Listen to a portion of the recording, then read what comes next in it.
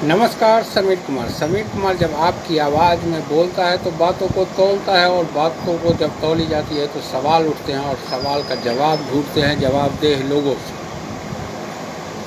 विक्रम संवत 2079 चैत प्रतिपदा नव वर्ष की सभी देशवासियों को हार्दिक शुभकामनाएं। राम राम।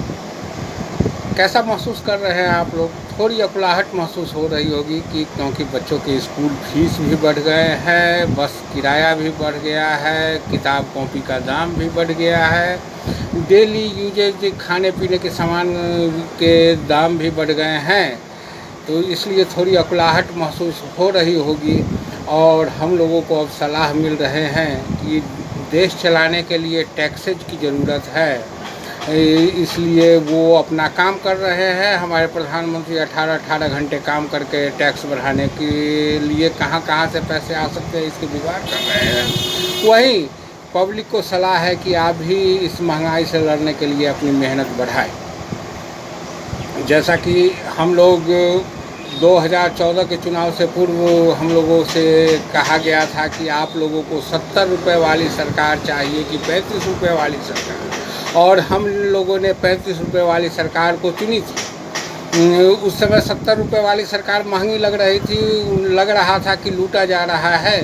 उस समय क्रूड ऑयल, कच्चे तेल जो अंतर्राष्ट्रीय बाजार दर था 150 रुपये प्रति डॉलर, तो 70 रुपये सब्सिडी के साथ मिल रहा था, लेकिन वो महंगा लग रहा था। और हम लोगों को विश्वास दिलाया गया था कि हम हमारी सरकार आएगी तो हम 35 रुपये वाली तेल आप लोगों को मुहैया कराएंगे। स्वाभाविक है कि 35 रुपये तेल मिलते तो बाज़ार में महंगाई पर नियंत्रण होता। लेकिन आज हम लोगों को साथ क्या हो रहा है? आज क्रूड ऑयल जो 110 रुपये प्रति बैरल अंतर्राष्ट्रीय डॉलर में दर है, वो तेल आज हम लोगों को 100 पार, पूरे देश में 100 पार है। लेकिन जैसा कि हम लोग जानते हैं कि बिहार के लोग बोझ उठाने में माहिर हैं, और जिस कारण से बिहार के लोग 115 रुपये पर लीटर पेट्रोल डीजल खरीद रहे हैं और देश के विकास में अपना योगदान दे रहे हैं। मैंने रामदेव जी 2 दिन पहले हरियाणा के करनाल में जब पहुंचे थे तो उनसे एक छोटे से पत्रकार ने सवाल कर दिया था, क्योंकि आजकल बड़े बड़े पत्रकारों को सवाल करना मना है। क्योंकि बड़े बड़े, आप लोग जानते हैं कि इलेक्ट्रॉनिक मीडिया हो या प्रिंट मीडिया जो बड़े बड़े उद्योगपति घरानों के द्वारा संचालित होती है, तो वहाँ पर मालिक का हित देखा जाता है, और मालिकों को विज्ञापन सरकार के माध्यम से और बड़े बड़े कंपनियों के माध्यम से मिलता है। इसलिए वो सिर्फ अपने मालिक के फ़ायदे के लिए ही सवाल करेंगे, वो आपके फ़ायदे के लिए सवाल नहीं करेंगे। तो उस पत्रकार ने पूछ लिया था कि बाबा आपने कहा था 70 रुपये वाली कि 35 रुपये वाली सरकार, तो आज क्यों ये दर है? तो बाबा ने कहा था कि हम जैसे लोग जब इतनी मेहनत करके, इस उम्र में मेहनत करके काम कर रहे हैं, तो पब्लिक को भी में ज़्यादा मेहनत करने की ज़रूरत है। सरकार की तो मजबूरियां हैं सरकार चलाने की। तो क्या बाबा जी मेहनत करने वाले ही पैसा कमाते हैं? आपने कभी रामदेव बाबा को देह में कीचड़ लगाते हुए देखा है? कभी किसी ठंड में, हाड़ कपकपाती ठंड में खेतों में पानी पटवन करते देखा है? नहीं देखा होगा। लेकिन वो आजकल बाबा कम, अब लाला ज़्यादा हो गए हैं, और उन्हें लाला रामदेव भी कह सकते हैं। वो अब रुचि सोया कंपनी के डायरेक्टर हैं। ये रुचि सोया कंपनी क्या था? रुचि सोया कंपनी 12,500 की कंपनी थी, जो 12,500 करोड़ की कंपनी थी, जो कि 2017 में अपने को दिवालिया घोषित कर दी थी। और उनको जो पब्लिक का इशू, मैंने पब्लिक का भी पैसा शेयर के माध्यम से फंसा हुआ था, वो भी डूब गया, और जो बैंक के ने लोन दे रखा था वो भी डूब गया था। तो इस कंपनी को ऑफर मिला रामदेव बाबा को खरीदने का 4,500 करोड़, और उनको 4,500 करोड़ में मात्र 1,000 करोड़ ही देना पड़ा था। 3,500 करोड़ जिन SBI, HDFC बैंक, इन लोगों का जो डूबा था, उन्होंने इनको लोन दिया। और फिर जब बाबा के हाथ में आई तो ये कंपनी फिर आज क्या है, 36,000 करोड़ की कंपनी हो गई है, और बाबा उसको 4,500 करोड़ का अब फिर से शेयर ला रहे हैं मार्केट में, जो कि पब्लिक खरीदेंगे। यानी कि जो 3,500 करोड़ को बैंक से लिए वो तो सधा ही देंगे, ऊपर से 1,000 करोड़ इनके जेब में, यानी मुफ्त की कंपनी इनको हाथ लग गई। और ये लोग कहते हैं कि बड़ी बड़ी कंपनियां, हाँ पिछले सरकार को वोट दिलाने में जो आपने काम किया तो सरकार ने भी आपके लिए काम किया कि उन्होंने बैंक से आपको लोन मुहैया करा दी। और जो जिन लोगों का डूबा सो डूबा रुचि सोया में, और आज फिर ये मुनाफा दे के जाएगी। तो मेहनत करने वाले करोड़पति नहीं बना करते हैं। आप लोगों ने आपने देखा होगा कि मेहनत से अगर करोड़पति बनता तो मजदूर और पलदारी जो करते हैं वो लोग तो ज़्यादा करोड़पति हो जाते, लेकिन ऐसा है नहीं।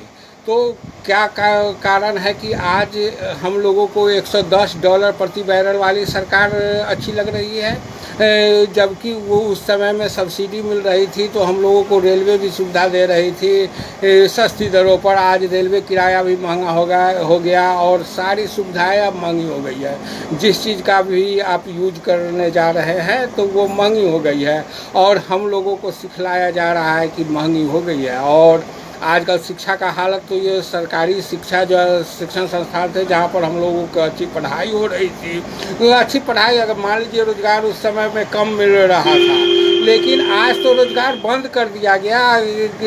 आज क्या है कि सारे सेक्टर, बैंकिंग के वैकेंसी नहीं निकल रहे हैं, रेलवे के वैकेंसी नहीं निकल रहे हैं।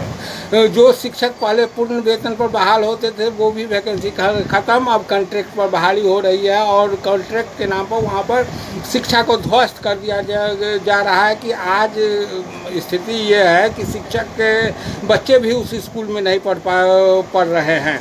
और आप लोगों को वोट लेने का भी इनके पास एक बढ़िया सा उपाय है कि इतनी महंगाई में, मैंने पहले महंगाई क्रिएट कर दिया और कह रहे हैं कि इतनी महंगाई में भी सरकार बैठा करके 5-5 किलो का अनाज खिला रही है। इन 5 किलो के एवज में आपसे क्या ले रही है?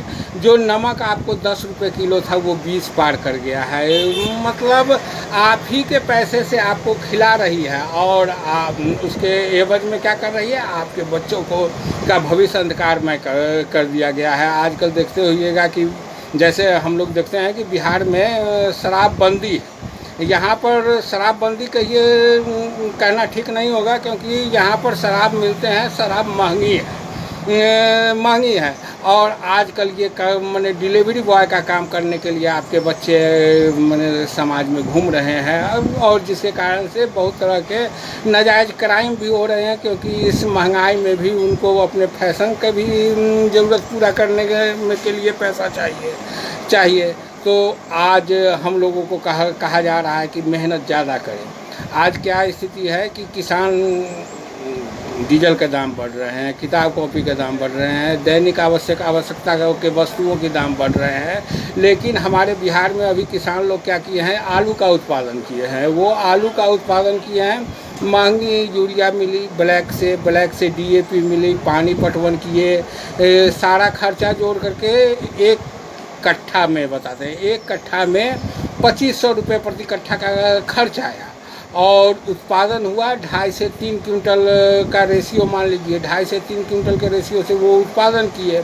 और आज के मार्केट में उस आलू का दाम है 400 रुपये प्रति क्विंटल, यानी कि 1200 रुपये प्रति कट्ठा का उनको इनकम आया है। अब रामदेव बाबा जी थोड़ा बताइए कि कैसे ये आय दुगुनी करें, कितना ज़्यादा मेहनत करें। आप भी आकर के थोड़ा इन लोगों को एग्रीकल्चर सिखला दीजिए, खेती करना सिखला दीजिए। राहुल गांधी ने कहा था कि हमारी सरकार आई तो मैं आलू को सोना बना दूंगा, तो आप लोगों ने बहुत हंसी मजाक उड़ाई थी। वो कह रहे थे कि इधर से आलू डालेगा उधर से सोना उपजेगा। अरे उस समय तो पब्लिक को गधा बनाए ही क्या? आज आप लोगों ने राहुल गांधी के विरोध के कारण उस आलू के दर को गोबर बना दिया। आज अगल बगल में कोई भी न उसको स्टोर करने की अच्छी सुविधा है, न यहाँ पर कोई कल कारखाने हैं जो उसको अच्छा दर मिल पाएगा। तो ये क्या है? ये कौन सा टैक्स है? आप लोग सिर्फ आदमी को बोल दे रहे हैं जय श्री राम, जय श्री राम, यानी गुस्सा का वर्ड के रूप में आपने प्रभु श्री राम को रख दिया है। जय सिया राम में कितना प्रेम है, लेकिन आप लोग ये शब्द नहीं बोलते हैं, क्योंकि माता के साथ तो प्रेम आ जाएगी, और प्रेम आएगा तो गुस्सा नहीं पब्लिक को लगेगा, और तब वो जा कर के अंधे हो कर के कैसे वोट करेंगे।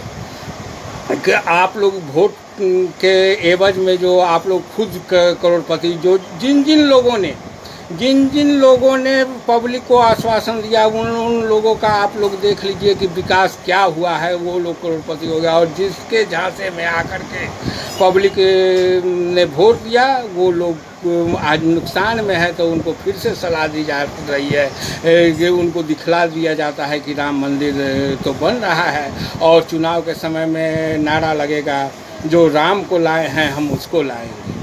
हम क्या राम राज्य में ऐसा ही होता था? राम राज्य में रामचंद्र जी का भी टैक्स लेते थे, राजा से तो टैक्स लेते थे, लेकिन वो कहते थे पब्लिक से उतने ही टैक्स लो जितना उसको तक वापस लौटा दिया जाए।